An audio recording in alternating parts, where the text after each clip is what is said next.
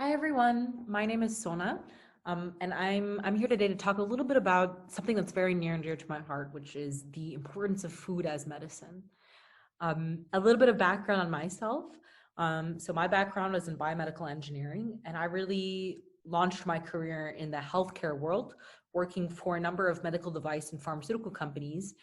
And most recently, I founded a company in the digestive health space where we really took a whole person approach to treating patients with a variety of gastrointestinal conditions, where one of our core approaches was really harnessing the power of food and dietary interventions to really help patients alleviate their symptoms and their condition. Kind of the history of medicine, it feels like food was very core to the way the medicine was practiced. So if you look in the upper left corner, we see a quote by Hippocrates, some might say the father of medicine, who sort of states pretty clearly, "Let food be thy medicine, and medicine be thy food." So this is obviously not a new theme at all. Where in the last 50 to 100 years in the Western world, we kind of moved away from really harnessing the power of food and nutrition in the way that we practice medicine, in favor of more clinically validated medication and pharmaceutical approaches that really, have large bodies of evidence supporting them. And I think that makes a lot of sense. And now we're sort of at a point in time where there's a lot more science and a lot more research that's sort of pointing to the fact that nutrition is actually one of the most powerful levers that we have in both treating and preventing disease. And we're starting to really understand this a lot more and starting to kind of, really seek out ways to harness the power of nutrition. But we're still kind of on the brink of things. And so I'm really keen to talk to you guys today about why nutrition and food are so important, how our lack of attention to diet has kind of resulted in a very sort of unwell, sick society that we live in, especially in the Western world and in the United States, and how we can start harnessing the power of nutrition and plants in our everyday life to improve our overall health and well-being and the management of our conditions. So taking a little bit of a step back, I want to kind of give you an idea of how big of a risk factor poor diet really is when it comes to driving things like poor health and death. So on the right here, you'll see a graph that talks a little bit about all the different lifestyle risk factors that we've identified, or many of them that we've identified, that have a huge impact on our overall kind of lifespan and health span. Everything from, diet, smoking, high blood pressure, which might be a result of stress, alcohol use, drug use, exposure to toxins like lead, the list goes on. And you can see here that by far and away, the biggest lifestyle-based risk factor for poor health and death, as this graph shows, is really poor diet. And that seems to be quite an order of magnitude higher than the risk of smoking. So this is really something that we're really starting to realize and generate data on. That diet is one of the biggest modifiable risk factors for our overall health and well-being. Now, of course, this is especially important to talk about now, as we're sort of at a time point where in the US, being healthy is now less common than being sick. Some stats to support this. Something like half of adults have either diabetes or prediabetes. More than 50% have some kind of cardiovascular disease. And a whopping 88% have poor metabolic health. 88%. Which means that only 12% have somewhat healthy metabolic health. And these are just some statistics that I pulled that really sort of demonstrate the relationship between some diseases like diabetes and metabolic diseases and cardiovascular disease that have a very solid, kind of well-established relationship with nutrition and diet. And of course, the impact of this goes far beyond just sort of the health outcomes or the health impacts.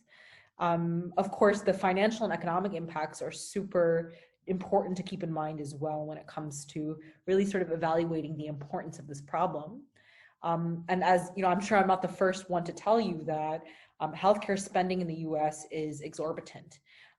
We spend on average about $11,000 per person per year on healthcare alone. And this kind of totals out to about 17.7% of our total gross domestic product is sort of contributing to healthcare costs. Those are really high numbers. And when we sort of look at how that compares to other countries in the world, you know, US healthcare spending is at a total of about $3.8 trillion per year. And it is by far and away spending more money on healthcare than any other country in the world. And it kind of feels like we're spending too much on healthcare to be having some of the problems that I listed out here. It feels like the return on investment for every dollar we're spending on healthcare is significantly less than what some of these other countries are realizing. So there's clearly a problem here. And I think that one of the big contributing factors to why our healthcare costs are so large in the US is actually the way that we're living our life and our lifestyle. So some of the way that scientists and researchers like to kind of benchmark and evaluate our lifestyle in the Western world and in the US compared to other regions or other areas is by studying some blue zones. So some of you guys might have heard of blue zones, but for those of you who haven't, blue zones are basically areas or regions in the world where you have some kind of local community there who have, for whatever reason, disproportionately longer lifespans and better quality of life and less disease than the rest of their kind of, you know, geography or region that they're based in. And so these give scientists and researchers a really interesting kind of sample to study when it comes to understanding how different lifestyle, dietary, you know, community-based practices can really contribute to things like our lifespan and quality of life.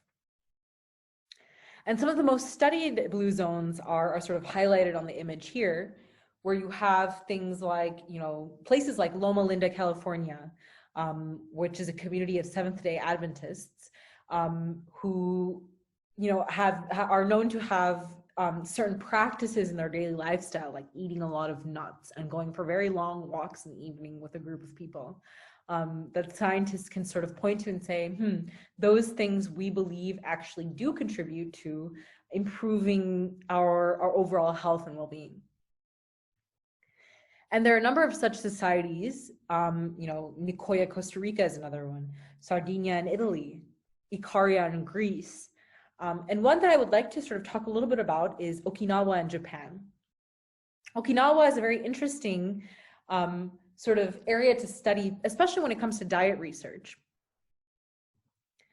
And kind of to give some color to that, when we look at sort of the nutrition and dietary practices of a community that's based in a region like Okinawa, we sort of notice very sort of stark and dramatic differences between how we in the US are living our daily life and the kinds of things that we're eating, and what those folks in Okinawa are doing. And scientists and researchers like to sort of compare these diets of, you know, the Western diet, typical Western diet with the way that folks are eating in some of these blue zone regions to sort of give us clues about what we're doing wrong, and give us some kind of benchmark to work towards. So the graph that you see on the screen is a comparison of some of the key food groups that you can find in both the US and Okinawa diets. And really sort of showing and contrasting the differences between what we're eating and what they're eating. In the graph, you can see the light blue line represents the Okinawans, And the dark blue represents sort of what we're on average consuming in the US. And this study is rather dated. It's something, it comes from the early 2000s, but I think the insights and the sort of the takeaways that we can glean from this are still rather the same. So jumping into the details here, taking a little bit of a look at the meat and dairy food groups, you can sort of see that the US folks, or the US average diet, is eating something like 6 times as much meat as our counterparts in Okinawa. A similar kind of proportion can be seen in the dairy food group, where we're looking at about a 5 times higher rate of consumption of dairy products in the US as compared with folks in Okinawa. Similarly, we can see, just as stark of a contrast in the fruits and vegetables group. The folks in Okinawa are eating something like twice as many fruits as us, and nearly 3 times as many vegetables. And the same can be said for things like grains, soy, and fish. And so really what we should be doing is finding ways to make our sort of dark blue lines look a little bit like those lighter blue lines. And, when I tried to sort of do a little bit of digging and research into what is the standard American diet, what does this actually mean? And it's aptly kind of abbreviated SAD, because ultimately it is rather sad. The kinds of things that we're including in our diet and the kinds of things that we're not including in our diet as well. I think a lot of times we focus on the bad things that we have in our diet, which are very much there, right? So we have, on average, this average American is eating something like 3,000 milligrams of added salt, 85 ounces of added sugar, and a significant amount of added fat. Some metrics to kind of illustrate this are things like, on average per person, we're eating about 32 pounds of cheese per year and about 220 pounds of meat per year. And that meat is pretty evenly distributed between red meats like beef and pork and chicken. So we're definitely eating a ton of the bad stuff. There's no doubt about that. But what I think is often not as sort of focused on is the fact that we're missing out on a lot of the good stuff. So when we look at some of the really good stuff for our bodies, things like fiber, micronutrients, phytonutrients like antioxidants, ideally, we're recommended to be getting about 40 grams per day of these things. On the average person in the US is getting something like 7 to 8 grams per day. So ultimately, we need to be eating something like 6 to 7 times as much fiber, micronutrients, and phytonutrients as we are today. And we also need to dramatically reduce the amount of salt and fat and added sugar that we have in our diets today. And this is really important because there's a ton of research that's really pointing to the fact that at the root core of almost all of our modern day diseases that you can see on the right here, things like obesity, type 2 diabetes, cardiovascular disease, cancers, depression, anxiety, other issues of mental health, really diseases that have kind of swept our nation and are continuing to grow by orders of magnitude every day. At the root cause of all of these diseases is chronic inflammation. This is chronic low-grade inflammation that's sort of constantly happening within our bodies that is sort of driving the pathology behind these disease areas. And when we kind of scratch beneath the surface and we look a little bit deeper as to what's really driving that low-grade chronic inflammation in the body, there seems to be 3 major pathways. And those pathways are very much linked to lifestyle. So you have things like dysbiosis within the microbiome. So the microbiome, for those of you who don't know, is really kind of the composition of bacteria in your gut. So we have, thousands upon thousands of bacteria living in our bodies that kind of help us and hurt us, and it sort of depends on the group and species of bacteria that we're talking about.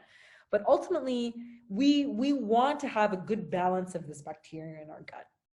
And when the balance kind of goes off a little bit, that's what gives us what's called dysbiosis. And that is a core kind of pathway for driving chronic inflammation in the body. A similar pathway is something called oxidative stress. So oxidative stress really sort of refers to a result of the imbalance of oxidative species and antioxidant species within the body. Ultimately, our body is all about keeping homeostasis and finding a balance. And when this balance goes off, that can result in a number of sort of negative health outcomes. And in this case, that's chronic inflammation. And there's a lot of research and science pointing to the fact that a number of our lifestyle factors, namely things like, poor nutrition, sedentary lifestyle, stress, and some of the medications we use to actually treat these diseases is actually driving a lot of this oxidative stress. And then you have, cell injury and cell damage, DNA damage, RNA damage. Really, the list goes on, and those are also caused by some of these lifestyle and environmental factors. And so, one can kind of look at this and say, if we're able to impact or improve or really wrap our heads around what we can do on the left side of the equation to prevent the right side of the equation, then we can really dramatically reduce the prevalence of some of these diseases that are plaguing our communities today.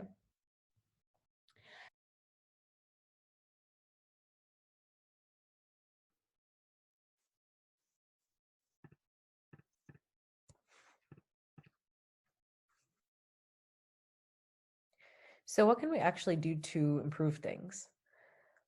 So this is a book, In Defense of Food, written by a gentleman named Michael Pollan, who is an author and a journalist. And his book is basically really trying to kind of break down how and why our Western diet is the way that it is, and the kind of impact that it's had on the increasing prevalence of chronic diseases and poor quality of life in our modern society. And he sort of proposes in 7 simple words really what his philosophy on food is, and it's simply put, eat food, not too much, mostly plants. And I think that, what he has to say has a lot of truth to it, because plants and fruits and vegetables have so much rich nutrition in them that really have a lot of healing and therapeutic properties, and it truly is one of the biggest levers that we have to preventing and healing and managing our overall health and well-being, and it's often neglected. But there is more to it than that, of course. So why are plants really so good for us? What's so good about plants? I wanted to kind of think about this and break it down from a biological perspective. When you look at a plant, broadly speaking, you have 4 main kinds of molecules. You have your macromolecules, your lipids, which are your fats, your carbohydrates, and which are sugars. You have your proteins, and then you have your small molecules. And in plants, within that small molecule kind of group, you have a kind of a subsection, which are called phytonutrients. And these phytonutrients are really interesting because for the plant, they kind of serve as a chemical defense system. So the plant doesn't have fists. It can't put up a fight if there's a predator that's trying to eat it or attack it in some way. It has to defend itself chemically, and so these are the molecules that give the plant color, that sometimes give the plant taste.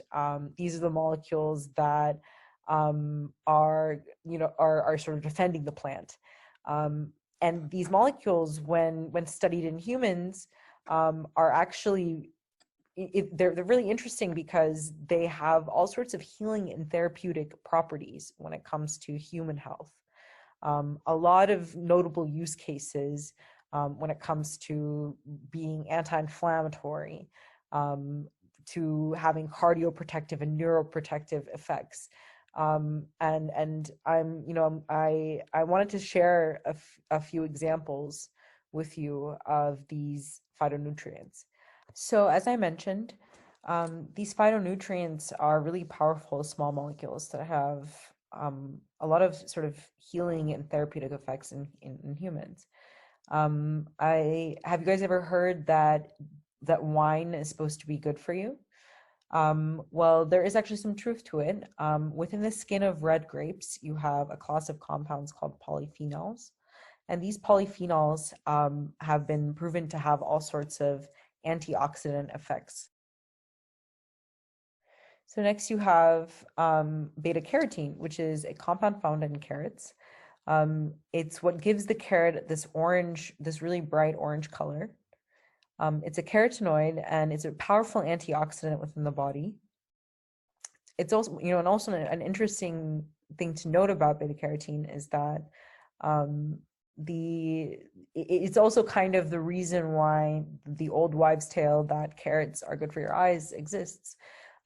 Because beta carotene is a naturally occurring precursor to vitamin A within the body, and that vitamin A is really important for eye health and vision, so the old wives' tales actually does have some truth to it. And then finally you have sulforaphane, which is a powerful compound within broccoli. That has been proven to have all sorts of anti-carcinogenic and anti-inflammatory properties, and it really sort of neutralizes some of the carcinogenic and oxidative toxins within the body. And so these are just a few of the many thousands of phytonutrients that you can find in plants. And these phytonutrients are found in almost every fruit and vegetable that you can see out there. It's also found in mushrooms and other fungi. And you can mainly sort of get them through naturally eating them through plants. There are ways to get them through supplements, but one of the biggest challenges with the supplements associated with these kinds of phytonutrients is that you have to always think about kind of the bioavailability of how your body will be able to absorb those supplements, and if your body will actually end up really getting the effect that you're looking for. A lot of the times these supplements are created without really thinking about how your body will actually absorb and utilize it. And so that's just something we have to be thoughtful about. Some of them do.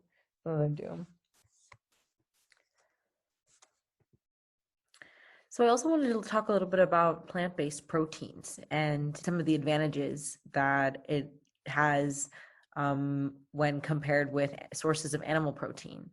Point out some of the benefits associated with plants and fruits and vegetables, as we've been talking about. So sources of plant-based protein, some examples could be lentils, edamame, black beans, almonds. And when you look at sort of the data on how consuming plant-based proteins impacts your risk of mortality or your health outcomes, especially those associated with some key health conditions like cardiovascular disease and cancer, the data really favors that a plant-based diet can truly sort of improve your overall health outcomes. So what does this really mean in practice? What can we actually do to action some of this? When we talk about seniors, one of the important things to keep in mind is that seniors are at especially high risk for being malnourished. So something like 50 to 85% of seniors are at risk for malnutrition. And there's sometimes this misconception that malnutrition is really only an issue of starvation or hunger. We say, I have enough food, I eat enough. I'm definitely not malnourished, but really the issue with malnutrition is that the most common cause of malnutrition in the Western world is actually disease. And what happens is that as we sort of age and we get more and more chronic conditions, our body's nutritional needs actually change quite a bit. And we also start to eat a bit less. And all of those factors kind of create a sort of a cycle where we sort of are in a nutritional deficiency, particularly when it comes to micronutrients, calories, protein, fibers, some of these important elements that we can especially find in fruits and vegetables, we're often lacking. And what that does is that it ends up causing a lot of downstream negative health effects. This, by this I mean things like reduced immune health. Our bodies find it more difficult to fight off infections. We'll have increased inflammation in our bodies. So as I mentioned before, inflammation is one of the core kind of underlying pathways behind most of our modern day diseases. And we often sort of think about how our brains and our cognition kind of declines. Well, a lot of that has to do with our nutrition, and sometimes we can work on that and sort of improve it with the right balance of nutrition. Often poor nutrition and malnutrition can mean poor gut health. This can mean gut symptoms, GI, digestion health symptoms. It can mean, reduced bacterial diversity in the microbiome. So this is kind of what I'm referencing here. The microbiome is for those of you who are just hearing about this, the microbiome is really a reference to really the composition of flora and bacteria. And in this case, we're talking about the bacteria in your gut. And our gut are steaming with thousands upon thousands of bacteria that are mostly sort of good, and sometimes not so good. And really, broadly speaking, one of the goals that have been researched in the science behind microbiome is that we should ideally be aiming for a pretty diverse bacterial diversity within our gut microbiome. And to obtain that diversity, we need to be eating a diversity of different plants, plant-based fibers, fruits and vegetables.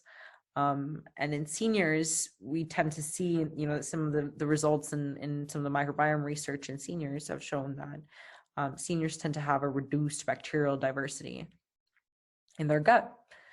And so, how we can action on this is basically, as I mentioned, increasing that diversity of plant-based fibers, fruits and vegetables. This is one of the best things you can do for your body, as I mentioned before, with the phytonutrients. These are really just amazing molecules that have really proven to have anti-carcinogenic properties and healing properties and preventative properties. We really need to be thinking about having a balanced diet, making sure that we're getting enough, but not too many calories, enough protein. This is super important, where many of us are not getting enough protein. The right carbohydrates, the right fibers, and the right fats. We need to make sure that we're getting a balance of all of these food groups. And a lot of us also have micronutrient deficiencies, and especially as we get older, we often get more and more micronutrient deficiencies. So it's important to sort of think about taking supplements. I'm sure many of you are already doing that, but these are just some of the options that we have to basically improve the way that nutrition can impact our overall health.